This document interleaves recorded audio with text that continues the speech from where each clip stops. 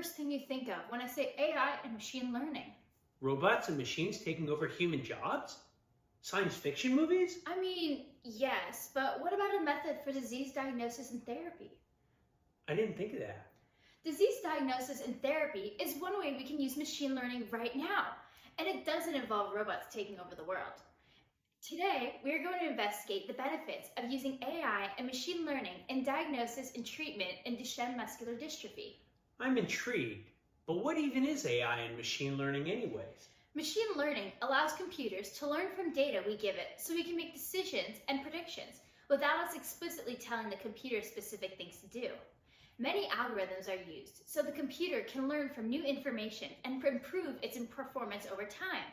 Machine learning is a specific type of artificial intelligence which creates human-level intelligence in machines by automatically identifying patterns in data.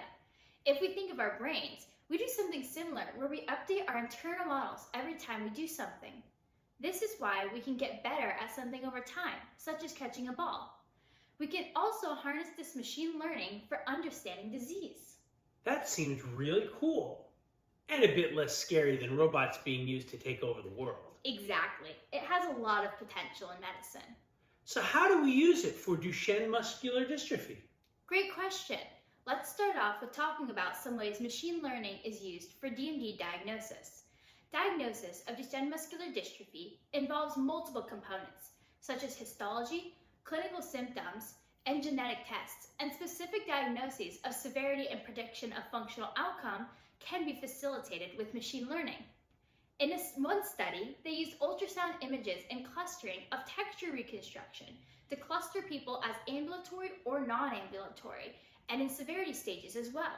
They used many clustering methods, such as Gaussian naive Bayes, random forest, k-nearest neighbors, convolutional neural networks, and transfer learning. Using these methods, the accuracy ranged up to 94% using either standard machine learning or deep learning models. One other study used MRI imaging data from DMD and non-disease patients and used to create measures like structural integrity and cortical thickness, and a support vector machine classifier to differentiate between diseased and non-diseased brain scans. These machine learning models sound like a lot of math. Yes, they do use a lot of math and are very complex, but we can use these models on all types of data, and this can be really useful for physicians to make accurate disease diagnoses, particularly if they have limited information, and it can help them predict disease therapy so they can decide on best avenues of treatment. We can also use these models to track progression of DMD. Wow, that's really interesting. There's so many models out there to manipulate. Can we use AI after the diagnosis stage? Yes! One exciting method is using sensor bodysuits. No, not like the Transformers, but this bodysuit is wearable and has Velcro attached sensors that track daily life movement behavior using features such as joint position. One supervised machine learning algorithm, Gaussian process regression, was used to create digital biomarkers to decide which is best to characterize DMD movement. These sensors, tested in the clinical trial KINEDMD, detected components such as stiffer posture in DMD patients. The ethmoic, or personalized fingerprints, created from the sensors from these patients actually were able to predict a 6-minute walk test outcomes and disease outcomes over the next 6 months. An additional AI model they used validated this KINEDMD ethmoic biomarker to predict disease progression, particularly in quantifying muscle loss over time. This can be really helpful in predicting a patient's outcome and deciding if a treatment is being used as effective.